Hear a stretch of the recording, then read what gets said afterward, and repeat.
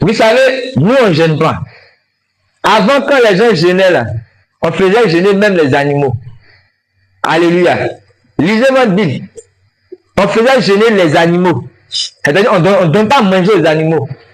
Même les bébés, même là, on ne les allait pas. Alléluia. Parce que quand la situation est telle que vous savez que si vous ne faites pas ça, vous êtes foutus. Bébé là, s'il veut, il n'a qu'à pleurer. Il n'a qu'à pleurer. Alléluia. Moi, ils ne donnent pas à manger. Parce que si le problème descend là, bébé là, ils vont le tuer, non? Alléluia.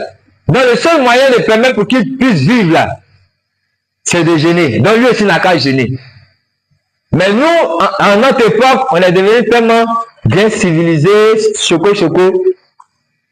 Les gens gênent, on dit les enfants, il ne faut pas vont gêner.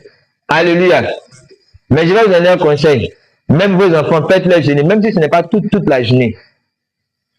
Quand vous jeûnez, faites jeûner aussi vos enfants. Même si c'est pour un temps, même si c'est de matin jusqu'à 10h bien à midi.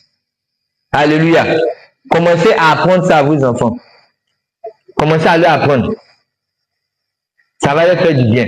Alléluia. Alors la reine Esther demande au peuple de Dieu de jeûner pendant 3 jours. Et nous connaissons le résultat. Le peuple de Dieu a cherché la face de Dieu pendant 3 jours sans manger, sans boire de l'eau.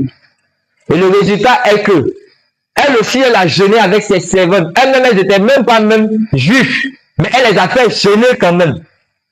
Alléluia. Et le résultat est que lorsqu'elle est rentrée dans la salle du trône, le roi a levé son bâton. Et puis lui a demandé, tu veux quoi ma reine? Alléluia. Et à cause de cela, le décret a été changé. Alléluia. Gloire à Jésus. La situation a été changée. Amen.